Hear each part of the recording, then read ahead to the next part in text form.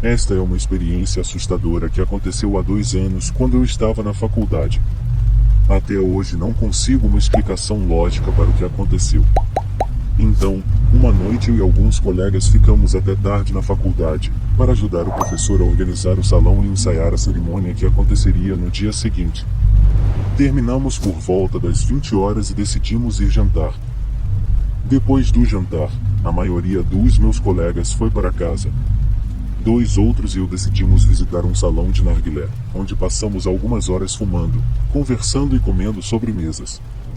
Começou a chover muito e decidimos encerrar o dia e ir para casa. Como eram quase 23 horas, eu me recusei a deixar meu amigo me dar carona para me deixar em casa, já que ele morava em outro lado da cidade, e pulei no mototáxi mais próximo. Começou a chover tanto que as estradas foram inundadas e houve uma queda de energia, bastante comum durante as monções na Índia.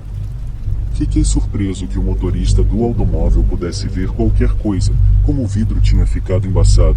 Também não haviam luzes de rua e as gotas da chuva tornaram a visibilidade baixa e a navegação quase impossível. O motorista do automóvel não falou uma única palavra durante a viagem, o que é bastante incomum, quase não haviam veículos na estrada. Lembro-me vividamente do cheiro de bastões de incenso, do zumbido alto do motor dos mototáxis automáticos, flashes de iluminação e da atmosfera fria no ar. Foi uma sensação estranha e desconfortável. Cerca de 45 minutos depois eu cheguei em casa e disse a ele que iria entrar e pegar algum dinheiro para a tarifa. Ele não respondeu, nem me disse qual era o valor da tarifa, ele não ligou o taxímetro. Ele nem olhou para mim, apenas ficou sentado olhando para fora do painel da janela da frente.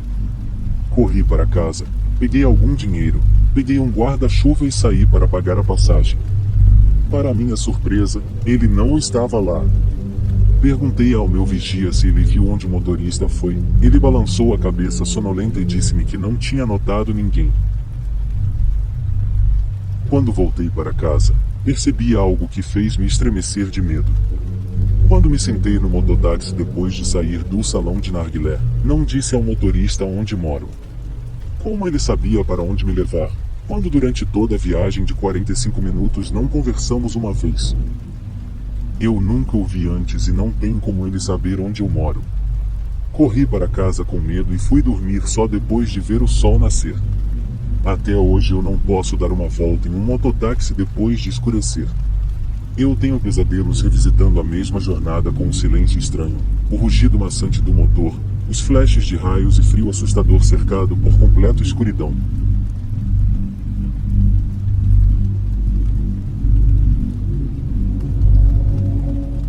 Recebi recentemente o seguinte relato. Sou originalmente do centro-sul da Pensilvânia, embora eu moro no Canadá agora. Eu cresci em uma casa muito assombrada e tenho muitas histórias de fantasmas diferentes que eu poderia compartilhar. Mas o que eu realmente quero compartilhar é uma história diferente e estranha que eu ainda não posso explicar depois de quase 2 décadas. Li muitos materiais paranormais ao longo dos anos e recentemente cavei de volta por posts antigos e nunca encontrei nada perto dessa experiência estranha. Então, desde o início, tudo isso aconteceu em Tingo, Pensilvânia, em julho de 2005, quando eu tinha 17 anos. Este incidente aconteceu no campus da Faculdade de Uniata, especificamente em um lugar chamado Round Top atrás do Centro de Ciências Brumbal. Esta é basicamente uma pequena colina, que tem uma grande área gramada que se estende ao norte e ao sul, para cima e para baixo em ambos os lados da colina, com áreas cheias de árvores que revestem os lados leste e oeste. No inverno, a seção gramada do meio é um local popular para crianças locais. Em ambos os lados externos das áreas florestadas da colina há ruas como a colina é bem no meio da cidade. O lado norte da encosta é mais íngreme, da área de trenó, e as encostas do lado sul descem mais suavemente até um estacionamento atrás do centro científico e algumas casas. Do topo da colina até o estacionamento de talvez 50 metros. Já se passaram muitos anos e eu sou ruim em determinar distâncias, mas esse é o meu melhor palpite. A parte de trás do prédio de ciências e o estacionamento atrás dele foram iluminados com luzes, e havia uma fila de 4 a 5 árvores na grama entre o estacionamento e o prédio. Também a meio caminho da colina há um pequeno observatório para as aulas de astronomia universitária usar. É um prédio de tijolos redondos com um telhado de aço e bem pequeno, segurando talvez 8 a 10 pessoas no máximo. Eu estive dentro dele uma vez e me senti bastante apertado com apenas algumas outras pessoas lá fazendo fila para o telescópio. Não tenho certeza exatamente sobre as dimensões, mas não é tão grande. Meu melhor amigo na época vivia a menos de 3 minutos a pé do topo e assim, no verão, muitas vezes nos encontrávamos lá à noite e andávamos juntos. Nós dois éramos aspirantes a escritores na época e sentávamos, conversávamos sobre ideias e inspirações, escrevíamos em nossos cadernos por longos períodos de tempo. Fizemos isso em inúmeras ocasiões sem incidentes estranhos. Vale a pena mencionar também que a casa dos meus avós era diretamente adjacente ao oeste do Topo Redondo, e eu tinha passado horas e horas naquela colina quando criança sem nunca ter visto nada estranho. Uma noite em julho, meu amigo e eu estamos sentados no topo da colina, voltados para o sul em direção ao Centro de Ciências. Sentamos lá correndo por cima de ideias e histórias, como já tínhamos feito muitas vezes antes. Não tenho certeza da hora exata, mas deve ter sido por volta de 1h30 ou 2 da manhã, algo estranho aconteceu. Estávamos sentados lá olhando para o estacionamento do Centro de Ciências por horas e não tínhamos visto uma única pessoa passar. Eles teriam sido fáceis de ver sob as luzes a essa distância. De repente, a base de uma das árvores, a mais próxima da porta do centro científico, de repente sem aviso se transforma em uma bola laranja brilhante avermelhada. Parecia muito com carvão brilhante de uma fogueira no início, mas depois de um segundo começou a se espalhar pela árvore, ramificando-se onde havia rachaduras no tronco, e então eventualmente para todos os ramos menores. Quando atingiu o pico, todo o contorno do tronco e galhos da árvore eram de um laranja e vermelho brilhante como neon. Então, tão de repente como tinha começado, tudo ele desapareceu e a árvore voltou a ser apenas uma árvore de aparência normal. Meu amigo e eu vimos tudo isso acontecer, e tudo isso aconteceu em cerca de 30 segundos. Ambos sabíamos o que víamos e não tínhamos explicação para isso.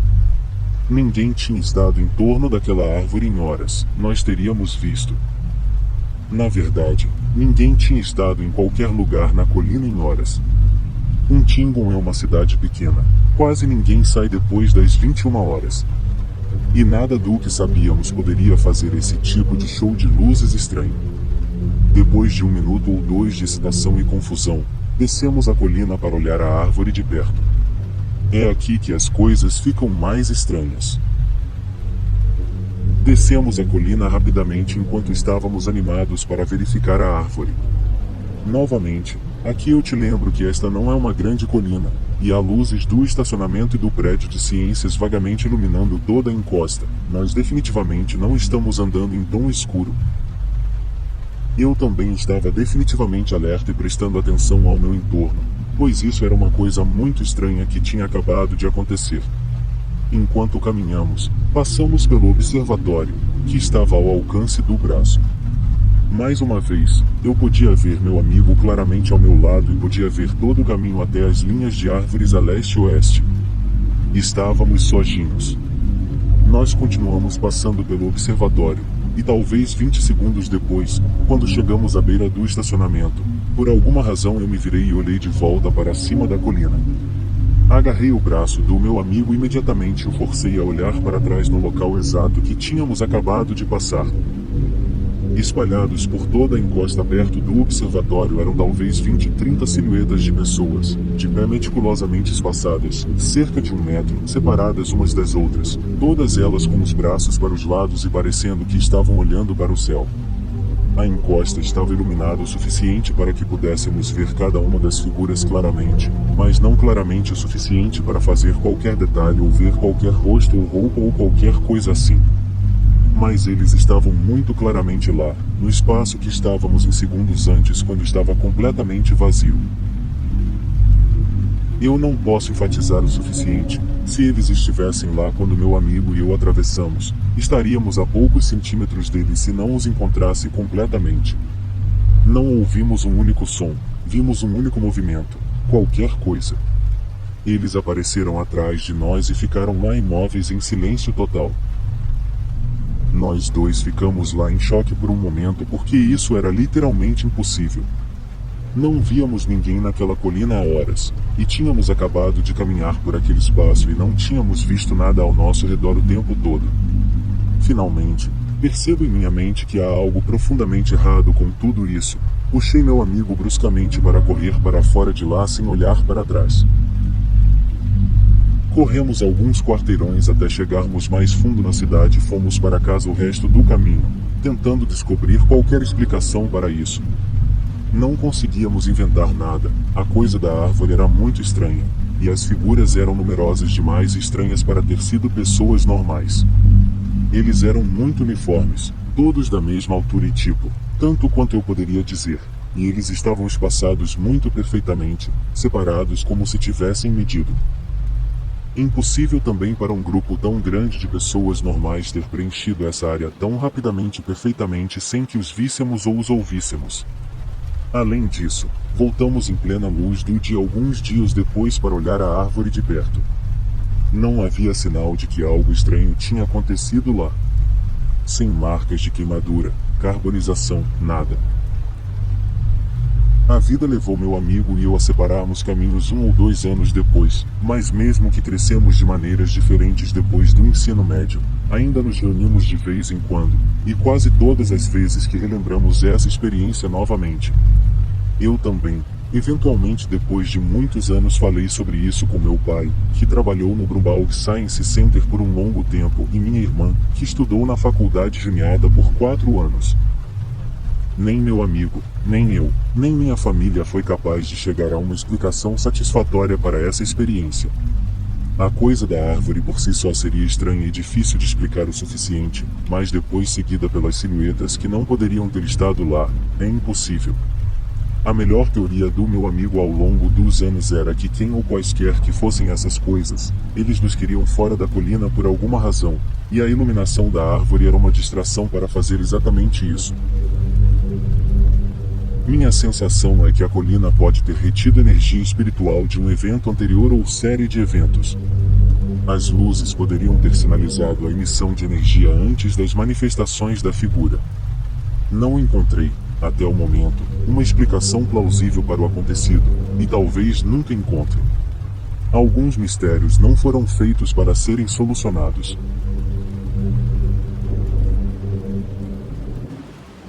História 1. Meu nome é Alexandra, tenho 24 anos e sou de Manchester, no Reino Unido. Tenho certeza de que todos, homens, mulheres e todos no meio, vão concordar que uma das piores partes de namorar é que você nunca realmente sabe com quem está lidando até realmente conhecê-los. Caras que você pensava serem completos babacas acabam sendo realmente doces e atenciosos quando você os conhece melhor, como se estivessem codificando o seu idealismo em uma casca sombria para evitar serem ridicularizados ou correrem o risco de se machucar. Isso soa muito amador psicólogo da minha parte, eu sei, mas é apenas assim que vejo.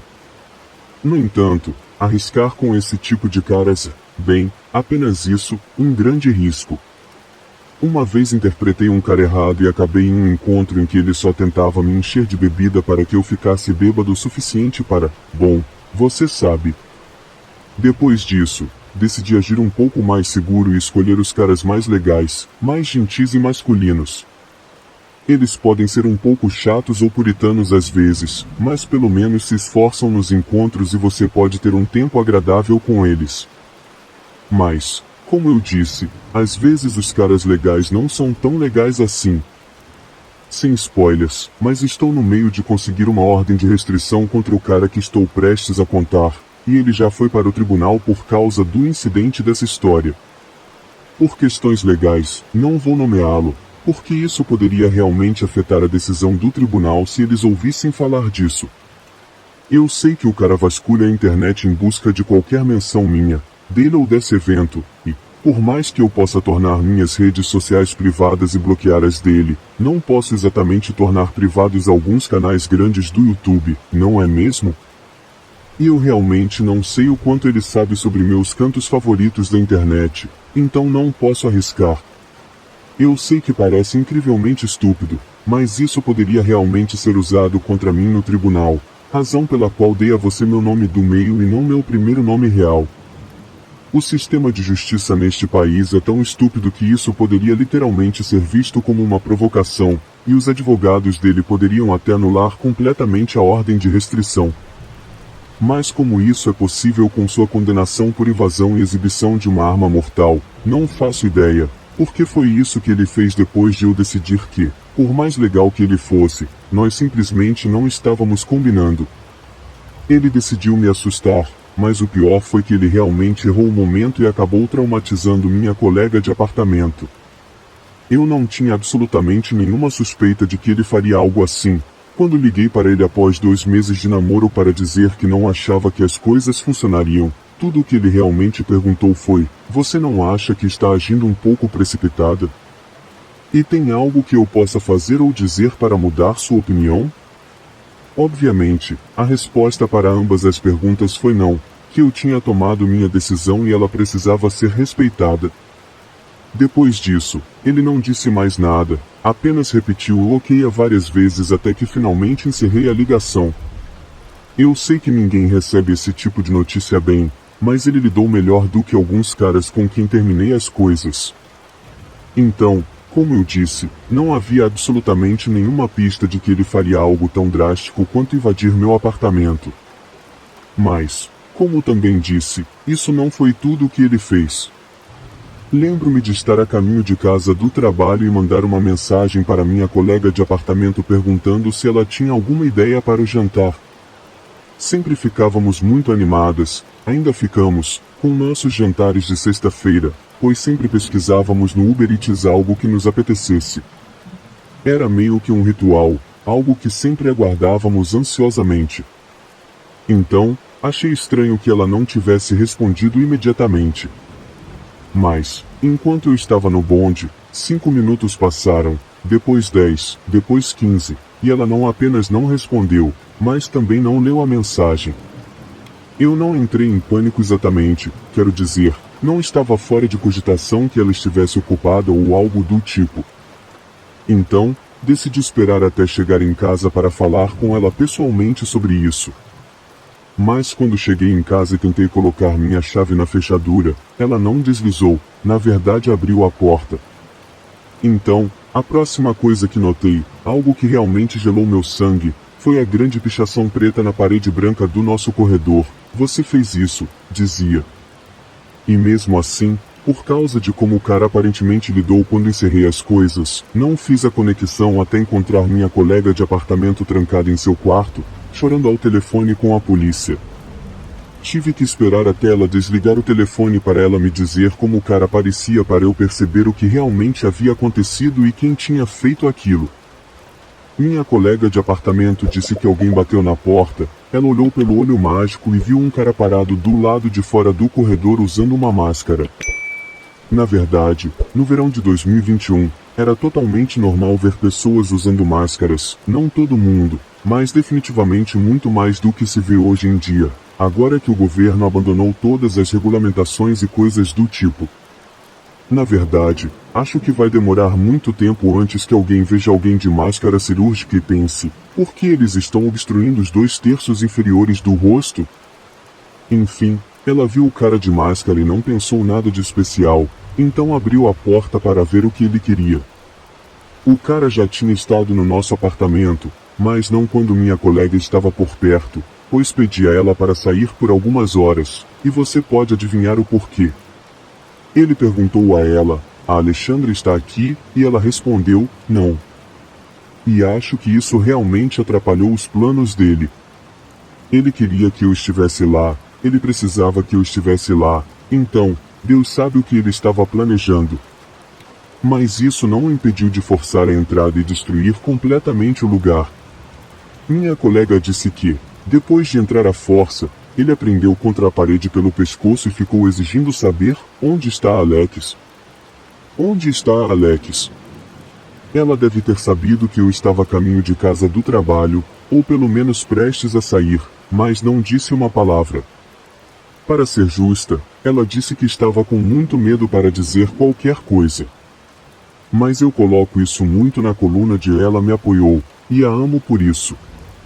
Quando ele percebeu que ela não ia dizer nada, O cara basicamente destruiu todo o apartamento antes de fazer sua pequena pichação, para ter certeza de que eu saberia quem fez aquilo. Quando ele saiu pisando forte em direção à sala de TV e cozinha, minha colega correu para o quarto e trancou a porta, e foi basicamente lá que ela ficou pelos próximos 45 minutos, até eu chegar em casa e ela me ouvir andando por aí. Eu honestamente não podia acreditar na quantidade de estrago que ele tinha feito. Foi catastrófico. Meu colega de apartamento disse que, apesar de parecer que ele estava lá para sempre, deve ter sido apenas 1 ou 2 minutos de barulho ensurdecedor, antes que tudo ficasse quieto novamente. Mas, nesse tempo, ele tinha conseguido quebrar quase tudo, a televisão, todas as nossas louças e copos, os quadros nas paredes, as janelas. Ele até tentou quebrar a porta de vidro da nossa máquina de lavar roupa, embora fosse tão espessa que só conseguiu rachar e estilhaçar. Havia buracos nas paredes, nas portas do armário da cozinha, pequenos, onde ele obviamente usou um martelo ou algo do tipo para quebrar. Só consigo imaginar o que ele teria feito comigo se eu estivesse realmente em casa.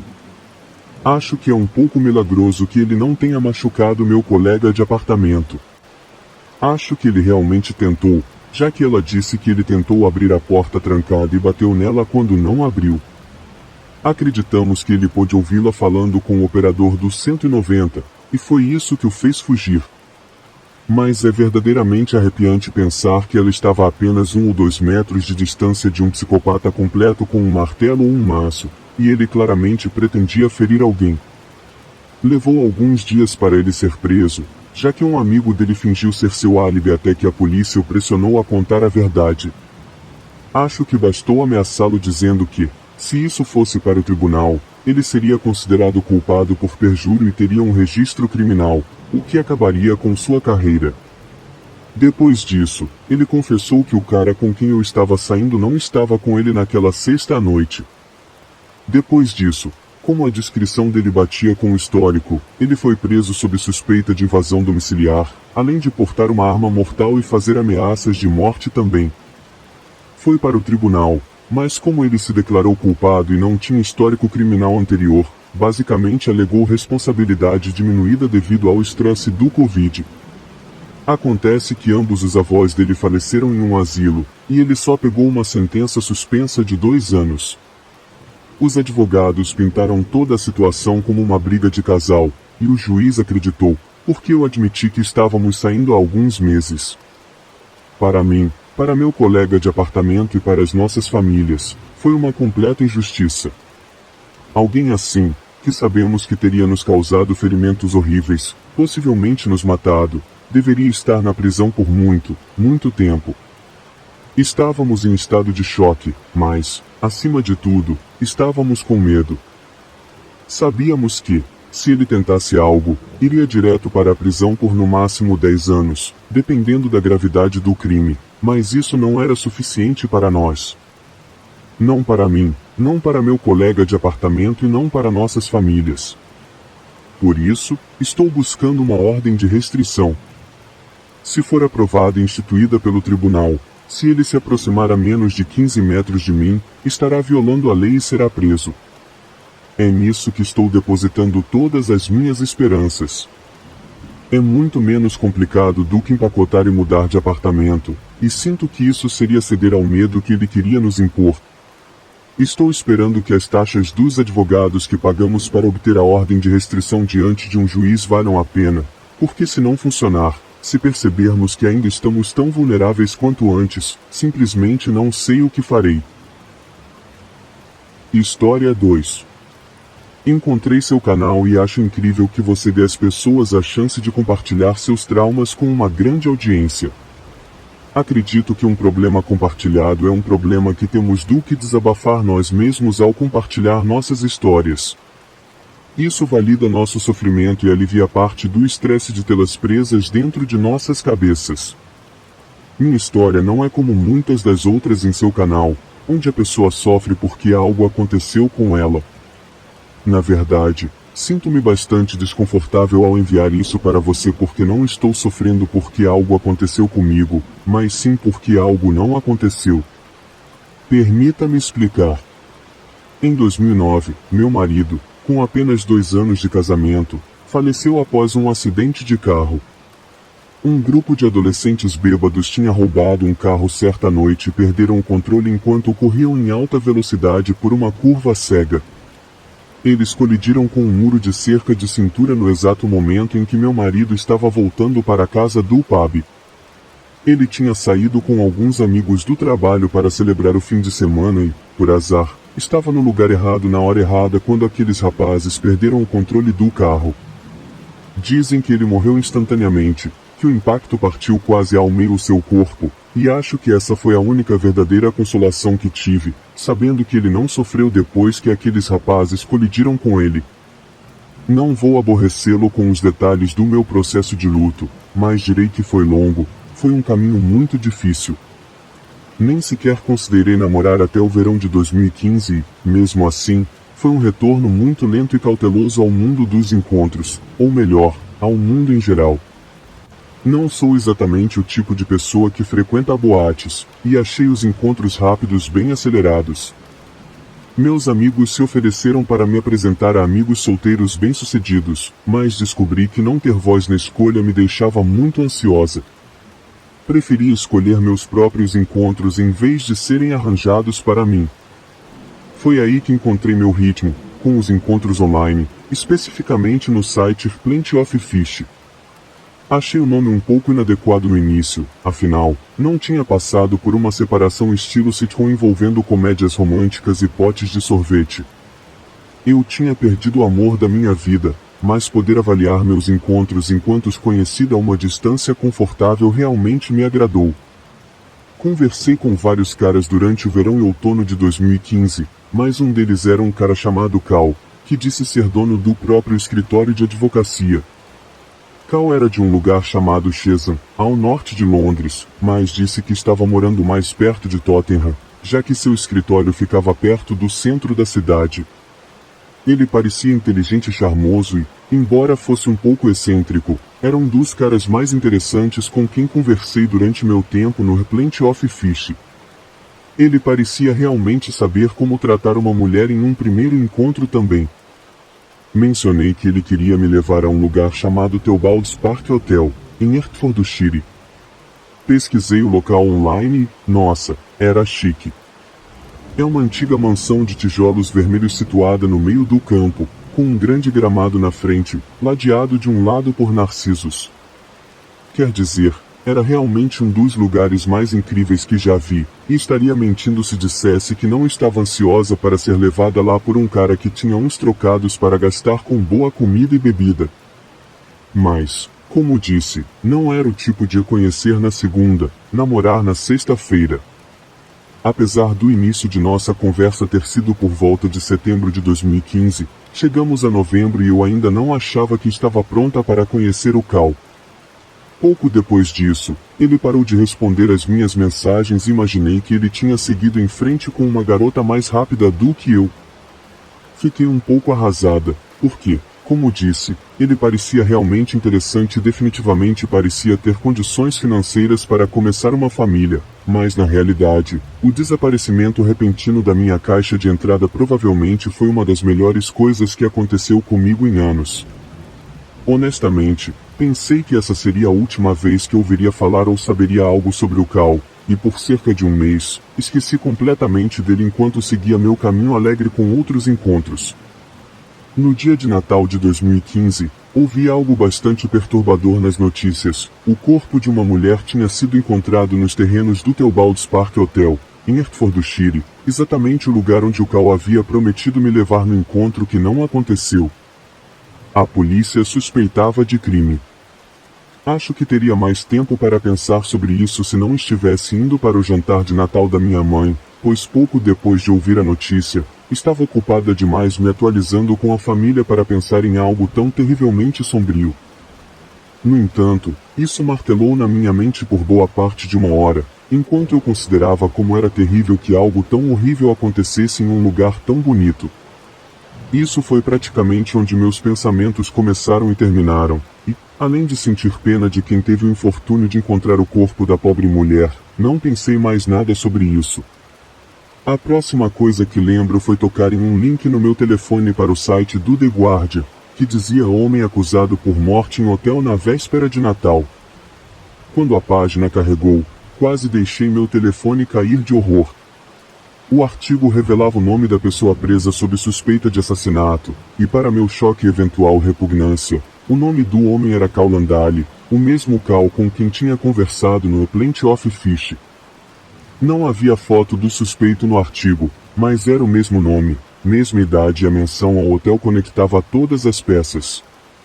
A vítima era uma mulher chamada Kate Locke, que lecionava História e Política na Escola Católica Cardinal Pole, no leste de Londres. Pode parecer horrível em retrospecto, mas eu estava absolutamente fascinada pelas notícias. Quer dizer, poderia ter sido eu, não é mesmo? Eu estava me preparando para um encontro no mesmo lugar onde ele acabou assassinando alguém, ou pelo menos foi acusado de assassinar alguém, porque obviamente eu teria que esperar até que todos os fatos fossem revelados antes de realmente saber o que aconteceu. A seguir está praticamente tudo o que aprendi desde a época de sua prisão até sua sentença e o inquérito sobre a morte de Kate Locke que seguiu sua prisão. Cal me disse, e a Kate, como acabou se descobrindo, que ele era dono do próprio escritório de advocacia. Agora sei que isso era uma mentira. Inicialmente, disse à polícia que era uma pessoa perfeitamente normal e que a morte de Kate foi um caso trágico de um jogo de asfixia no quarto que deu errado. Na realidade, ele era alguém que alimentava fantasias horrendas relacionadas a relações íntimas com a falecida. Cal não estava trabalhando para criar o escritório de advocacia, em vez disso, passou a maior parte de 2014 e 2015 lutando contra uma doença mental muito severa e escura. Após agredir seu próprio irmão, atacar a irmã da namorada e ameaçar matar um profissional de saúde mental, ele foi detido sob a Lei de Saúde Mental em março de 2015. Foi durante esse período de detenção que ele se descreveu para um psiquiatra como um monstro, antes de confessar suas fantasias sombrias a ela. De alguma forma, mesmo após essa confissão, ele foi libertado da custódia no outono de 2015, mas, como mencionei anteriormente, foi quando ele me enviou uma mensagem no Plenty of Fish. Ele mentiu para os profissionais de saúde mental, fingindo uma recuperação e dizendo que não fantasiava mais sobre relações com os mortos. Enquanto isso, ele criou seu perfil no Plenty of Fish e estava transformando essas fantasias em realidade. Em um giro doentio do destino, eu quase fui parte delas. Durante o julgamento por assassinato de Cal, no verão de 2016, li que ele mudou de rumo e se declarou culpado pelo assassinato de Kate. Um juiz então o sentenciou a 26 anos de prisão, e mais uma vez pensei que aquela seria a última vez que ouviria falar dele. Mas, mais uma vez, eu estava errada. No início do ano passado, ouvi dizer que Cal havia tirado a própria vida em uma prisão em Yorkshire, e como você pode imaginar, não fiquei nem um pouco triste ao saber disso. Francamente, sei com certeza que há pessoas que merecem ter vidas longas e felizes que foram interrompidas sem motivo. Meu marido e Kate Locke estão entre elas. Então, ter um autodenominado monstro se retirando do mundo antes do tempo, bem, isso não é uma perda para ninguém, não é?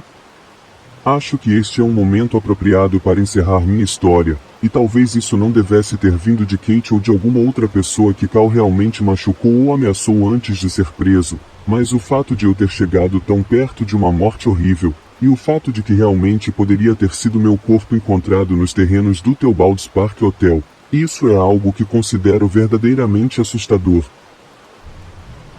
História 3. Esta é uma história estranha, então prepare-se, tem uma amiga com um trabalho bem nojento, ou melhor, bem interessante, dependendo do ponto de vista. Ela trabalha para o Tinder, sabe, o aplicativo de relacionamentos.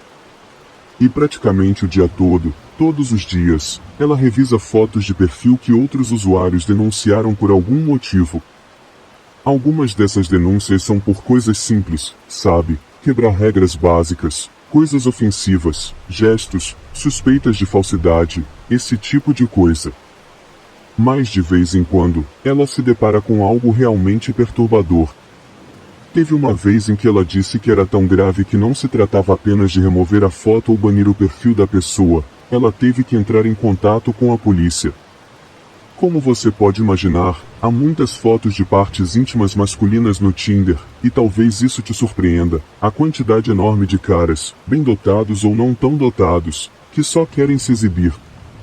Ou talvez isso não te surpreenda. De qualquer forma, ela vê muitas dessas fotos e com o tempo ficou bem acostumada, sem trocadilhos. Mas há coisas que ainda afetam, os memes ou roupas ofensivas, sim, as roupas que podem mostrar violência contra animais. Alguns caras não apenas seguram um peixe em sua foto. E há também violência contra pessoas reais, sim, algumas pessoas fazem upload de fotos de corpos para tentar serem transgressoras. Alguns fazem upload de fotos de pessoas ensanguentadas e desacordadas com legendas como "eu derrubei esse idiota". O Tinder realmente captura uma amostra da sociedade nele, e como todos sabemos, uma parcela da sociedade é composta por lunáticos totais. Mas como eu disse antes, há algumas fotos que fazem ela desejar estar simplesmente olhando para fotos de homens de meia idade enrugados. Ela diz que trabalha com um sistema que se parece muito com um e-mail antigo. Pequenos e-mails aparecem na caixa de entrada dela detalhando o usuário, o motivo da denúncia e a foto em questão. Um dia, ela estava passando por todas as fotos, removendo algumas, banindo outras, quando se deparou com uma que a fez pular. Ela disse que a foto era de um cara ajoelhado ao lado do que parecia ser uma garota inconsciente, com um grande sorriso no rosto. A legenda, obviamente, uma daquelas feitas usando o Snapchat, dizia algo como "foi isso que aconteceu com a última interesseira que só queria o meu dinheiro". Ela disse que a garota parecia inconsciente, mas honestamente não conseguia dizer, pois o rosto dela estava tão machucado que os olhos estavam literalmente inchados, os lábios estavam cortados, sangue escorria pelo pescoço e queixo, parecia até que estava saindo sangue dos ouvidos. Ela disse que, junto com uma imagem horrivelmente violenta, o sorriso largo e satisfeito do cara foi uma das coisas mais perturbadoras e arrepiantes que ela já viu. Ela acessou o perfil do cara e ele usava "odeio interesseiras" como nome. Todas as outras fotos eram do mesmo cara mostrando carros luxuosos, apartamentos chiques e coisas do tipo. Obviamente um cara bem-sucedido, mas também um completo psicopata. A bio dele era apenas um longo desabafo sobre como todas essas mulheres merecem estar na rua e outras coisas, sem pontuação ou gramática correta, como um fluxo puro de ódio puro contra mulheres, todas as mulheres pelo que parece, não apenas garotas que estavam atrás do dinheiro dele, se é que ele realmente tinha algum. Minha amiga disse que já viu coisas bem perturbadoras com frequência, mas nada que realmente a abalou tanto quanto aquela foto. Ela pegou o celular e basicamente quebrou a política da empresa tirando fotos de alta definição de todas as fotos do perfil desse cara. Depois disso, ela foi direto ao chefe dela para pedir permissão para repassar o perfil do cara para a polícia. Normalmente eles apenas banem a conta da pessoa e seguem em frente, mas ela disse que dá para conseguir todo tipo de metadados de uma foto assim, especialmente quando uma cópia é realmente enviada para um aplicativo e não é apenas uma captura de tela ou uma foto de uma foto, se isso faz algum sentido. Eu sempre achei engraçado que ela tivesse que olhar para coisas o dia todo e basicamente ser a polícia do Tinder como profissão, mas depois que ela me contou essa história, junto com outras coisas legitimamente perturbadoras que ela vê, não acho mais tão engraçado assim. História 4. Meu nome é Shiro e embora eu viva e trabalhe na cidade de Nova York atualmente, eu nasci e vivi em Milão, na Itália, até os meus 20 e poucos anos. Trabalho na área de tecnologia e, embora eu seja bastante experiente e conhecedor atualmente, eu era o oposto total quando comecei. Tudo que eu tinha era um computador, um currículo muito inflado e uma atitude de fingir até conseguir, lá pelos anos 2000. Foi assim que comecei a trabalhar para uma das maiores empresas de internet do mundo na época, o Yahoo. Não são muitas as pessoas que sabem disso ou se lembram, mas naquela época, quando o Yahoo ainda era um grande provedor, eles mantinham um site de relacionamentos online, o primeiro do seu tipo. Mas, ao contrário de muitos dos serviços de encontros gratuitos baseados em aplicativos que existem hoje, você realmente tinha que pagar para usar o Yahoo Dating, tipo uma assinatura. A única complicação era, e eu sei disso por algumas análises que vi, que o serviço era quase exclusivamente utilizado por homens, e muito poucas mulheres. Isso significava que a maioria dos caras compraria uma assinatura mensal e simplesmente a cancelariam quando percebessem que não tinham conversado com nenhuma mulher durante todo o tempo. E é aí que entrava o meu trabalho. Veja, minha tarefa era criar perfis falsos de mulheres muito bonitas que de repente entravam em contato com o cara quando sua assinatura estava prestes a acabar. Eu os enrolava o suficiente para renovarem suas assinaturas, e quando faziam, basicamente eu sumia.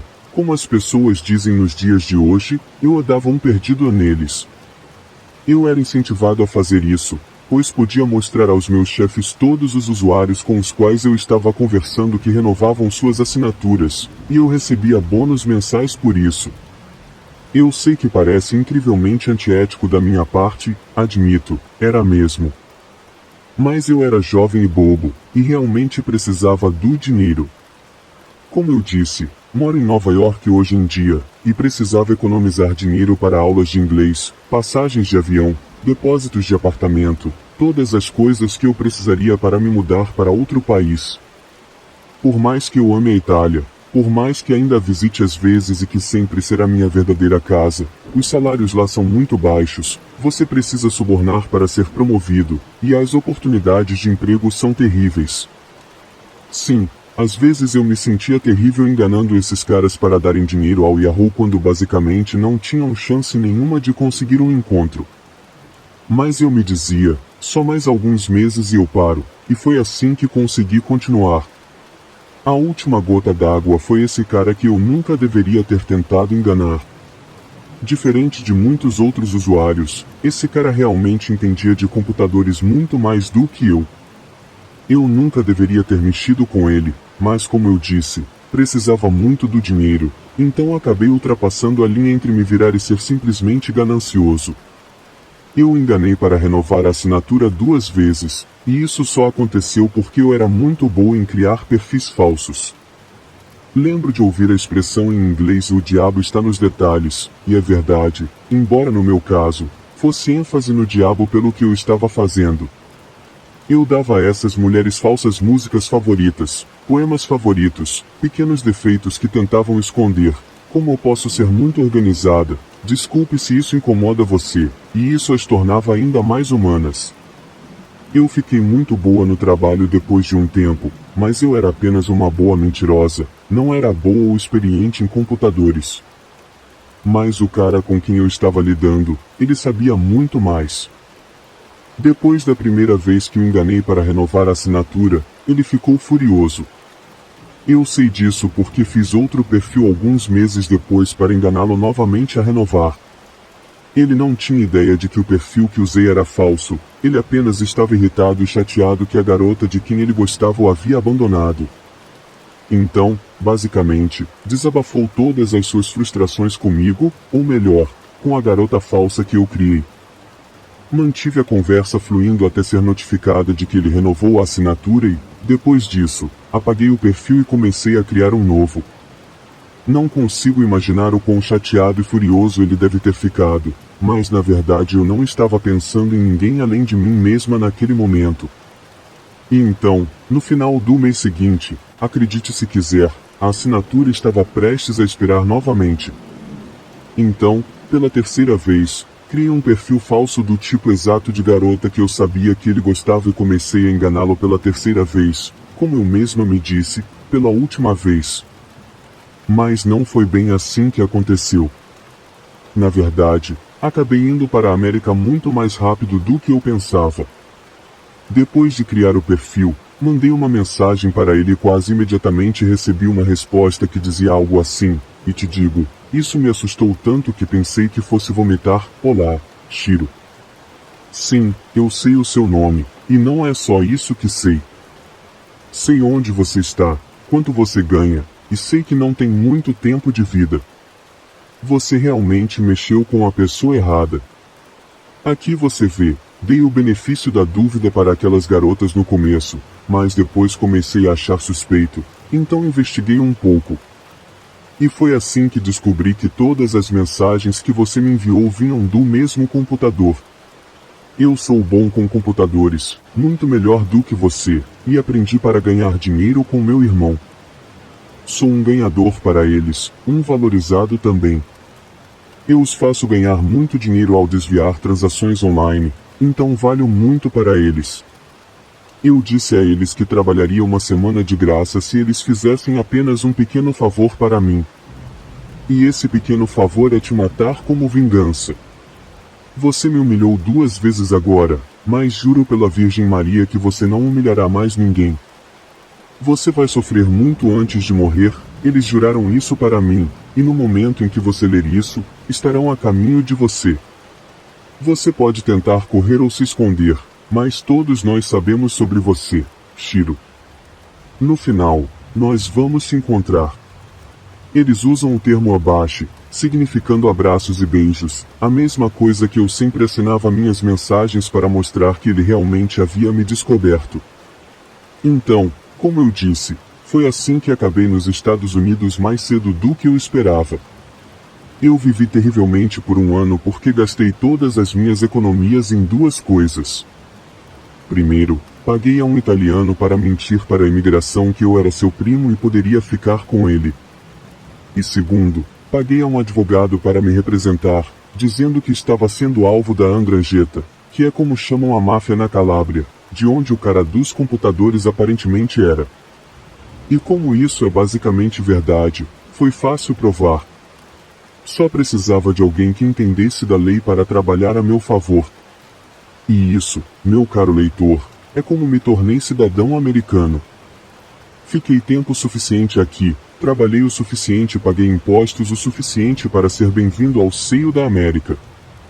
E embora a vida não seja exatamente um paraíso aqui o tempo todo, ainda estou feliz por ter dado o salto através do Atlântico, porque se não o tivesse feito, talvez nem estivesse vivo para escrever algo assim, e sei que aqueles que vieram buscar vingança por seu colega teriam me feito querer morrer antes do fim.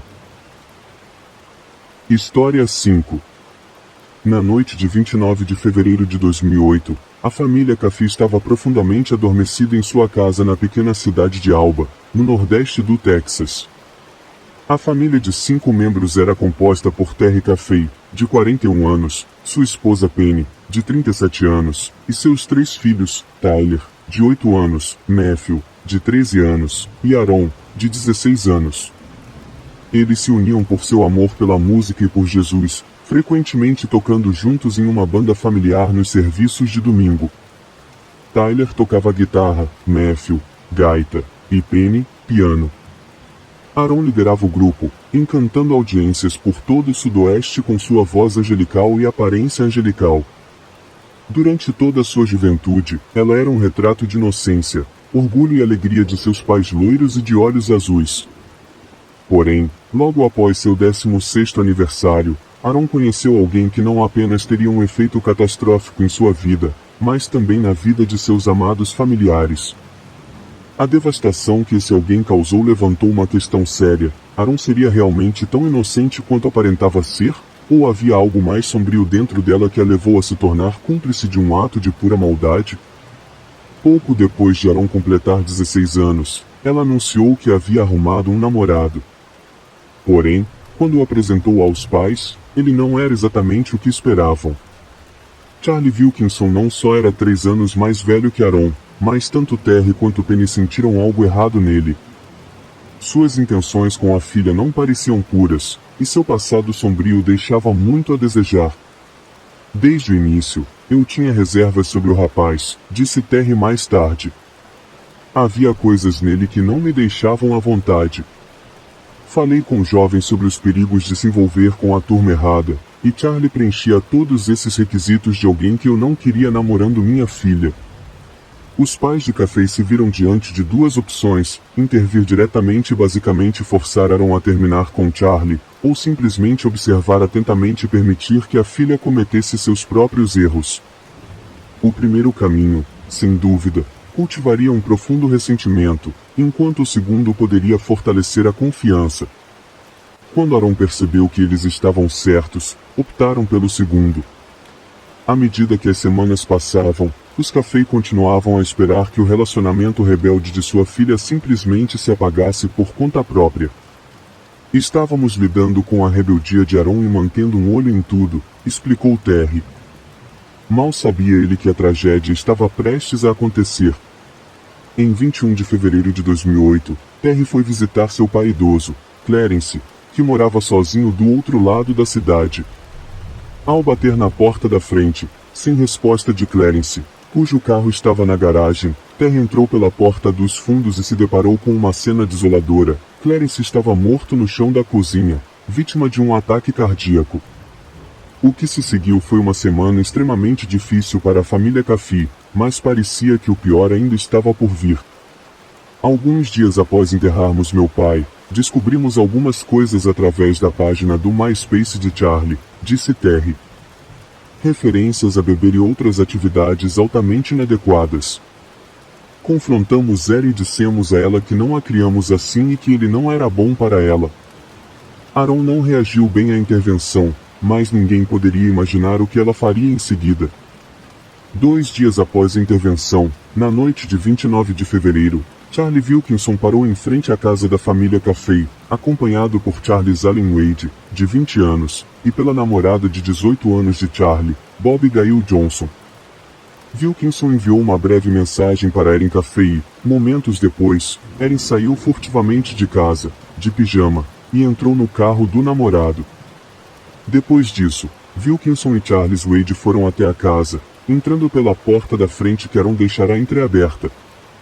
Por volta das 2 da manhã, Terry acordou com um barulho estranho no corredor fora de seu quarto. A princípio, ele pensou que fosse apenas um dos filhos fazendo uma viagem à meia-noite ao banheiro. Mas quando ouviu 2 homens adultos sussurrando um para o outro, percebeu que algo estava terrivelmente errado. No momento seguinte, disse Terry mais tarde, eles invadiram nosso quarto e abriram fogo. Atiraram várias vezes em mim, e não contentes, também vieram com uma espada samurai. Depois de atirarem em Penny, atiraram em mim mais 3 vezes nas costas e uma vez na perna. Acho que levei 11 tiros. Não senti o lado direito do meu corpo, e nada saía da minha boca. Sentia como se tivesse sido baleado no rosto. Um deles pegou a espada e esfaqueou Penny no pescoço, quase decapitando-a. Minutos após o início do ataque, Terry Café já tinha perdido uma quantidade perigosa de sangue. Enquanto ele oscilava entre a consciência e a inconsciência, seu único pensamento eram seus 2 filhos, certamente aterrorizados em seus quartos no 3º andar. Comecei a entrar em pânico, contou Terry aos jornalistas depois do massacre. Eu estava tentando levantar, e ouvi Matthew começar a gritar. Ele disse, não. Charlie, não. Por que está fazendo isso? Quando ouvi o nome dele mencionado por Matthew, soube quem estava na minha casa e por que estavam lá. E então ouvi os tiros. Eu tentei me levantar novamente, mas o sangue subiu à minha cabeça e eu desabei. Mais tarde, me disseram que Matthew havia sido baleado, enquanto eles se revezavam esfaqueando Tyler. Ele estava se escondendo em um armário quando os agressores terminaram de massacrar a família. Eles foram incendiar a casa da família do Café. Da próxima vez que acordei, a casa estava pegando fogo, disse Cathy. Eu sabia que não conseguia subir as escadas porque as chamas estavam me impedindo, então rastejei até a cama e encontrei a Penny. Ela já se foi. Finalmente consegui rastejar para fora do nosso quarto e então me arrastei para longe da casa. Terry estava tão fraco pela perda de sangue que levou quase 2 horas para rastejar apenas 300 metros até a casa do vizinho em busca de ajuda. Quando ele chegou à casa de Tommy Gaston, Gaston imediatamente ligou para o 911. Momentos depois da ligação, o operador perguntou a Gaston de onde Terry estava sangrando, e de acordo com a transcrição da ligação, Gaston respondeu, de onde ele não está sangrando? É um milagre ele estar aqui. Quando os paramédicos chegaram à casa de Gaston, eles levaram Terry às pressas para o centro médico do leste do Texas, em Tyler, e o internaram na unidade de cuidados intensivos para tratamento imediato. Enquanto isso, com base no depoimento de Terry na cama do hospital, a polícia saiu em busca de Charlie Wilkinson e Charles Wade. Eles foram encontrados escondidos com Aaron dentro de um trailer que pertencia ao irmão mais velho de Wade. Inicialmente, Aaron não era considerada suspeita, pois a polícia acreditava que ela era uma vítima de sequestro, mas durante o interrogatório, Charles Wade fez uma admissão chocante. Ele disse aos detetives de homicídios que havia sido prometido um pagamento de pouco mais de $2.000 por sua participação nos assassinatos, e a pessoa que havia jurado pagar era ninguém menos que Aaron Caffey. A história de Charlie Wilkinson era a mesma, mas no caso dele, ele podia fornecer evidências da promessa na forma de trocas de mensagens de texto entre ele e Aaron. Aaron foi preso a caminho de visitar seu pai no hospital e, junto com seus co-réus, foi acusado de 3 acusações de assassinato capital. Terry Caffey ficou completamente atordoado com a revelação. Depois de enterrar minha família, voltei para morar com minha irmã por um tempo e fui reduzido a viver no sofá dela, disse Terry. Tudo o que eu possuía estava em uma caixa de papelão, disse Terry. Apenas algumas semanas antes disso, eu tinha uma casa linda, Terry e uma família maravilhosa. Tudo se foi. Compreensivelmente, Terry Caffey afundou profundamente em uma depressão devastadora e até considerou tirar a própria vida. Planejei tirar minha própria vida. Decidi que quando melhorasse o suficiente para viajar, iria voltar para minha propriedade e simplesmente acabar com tudo. Então, quando esse dia chegou, voltei lá e fiquei sobre as cinzas e comecei a chorar para Deus. Eu disse, Deus, não entendo por que você levou minha família. Por que fez isso? Eu simplesmente não entendia. Não demorou muito, continuou Terry. Olhei para baixo e vi este pedaço de papel de um livro todo queimado nas bordas. Peguei e estava escrito, eu não conseguia entender por que você levaria minha família e me deixaria para trás, lutando sem eles. Eu posso nunca entender totalmente essa parte, mas eu sei que você é soberano, você está no controle. Quando li essas palavras, fiquei impressionado. Literalmente me ajoelhei. A página era de um livro intitulado A Blind Side, um romance sobre um homem que perde sua esposa e 2 filhos em um acidente de carro e precisa aprender a lidar com a tragédia. Foi escrito por Jim Pence, que agora é um bom amigo da família, disse Terry. Ele era instrutor de karatê dos meus filhos e havia escrito vários livros. Liam leu esse em particular. Ele tinha dado para minha esposa cerca de 2 ou 3 anos antes dos assassinatos. Aquela página amassada descrevia exatamente onde eu estava naquele momento. Foi então que percebi que Deus havia juntado tudo isso e eu sabia que tinha sido poupado por um motivo. Tudo que Terry precisava naquele momento era uma peça final para encerrar. E, de acordo com ele, antes de seguir em frente com a vida, ele tinha que perdoar aqueles que tiraram a vida de sua família. Um desfecho chocante para a história, Terry interveio em nome de Charlie Wilkinson e Charles Wade e pediu a um juiz texano para descartar a possibilidade de qualquer um deles receber a pena de morte. Eu queria que eles tivessem a chance de encontrar remorso e, esperançosamente, se arrepender do que fizeram. Eu queria que tivessem uma chance de arrependimento, escreveu Terry em sua carta ao juiz. O processo levou vários meses, mas eventualmente chegaram a um acordo judicial, com a condição de que Wilkinson e Wade tivessem que explicar suas ações em uma reunião cara a cara com Terry Caffey. A única pequena demonstração de arrependimento que tive foi de Charlie, disse Kate. Ele ficou olhando para baixo e chorou um pouco. Foi bastante difícil para ele. Ele disse a seu advogado depois que foi a coisa mais difícil que ele já teve que fazer. Eu fiquei feliz em saber que ele estava sofrendo dessa maneira, mas não acho que ele mereça morrer. O verdadeiro teste veio quando Terry confrontou sua própria filha sobre seu papel nos assassinatos. Eu perguntei a ela sobre isso e ela começou a chorar, disse ele. Ela me disse que não tinha nada a esconder de mim, que me contaria qualquer coisa que eu quisesse. Aaron disse ao pai que sabia do plano antecipadamente, mas pensou que eles apenas intimidariam seus pais para entregá-la. Na realidade, os outros a forçaram a esperar no carro enquanto matavam sua família. Ela me disse que Charlie tentou colocar a culpa nela, dizendo que ela era mentor e ele apenas a seguia porque estava sendo manipulada por ela, disse Terry. Mas eu não acredito que isso seja verdade.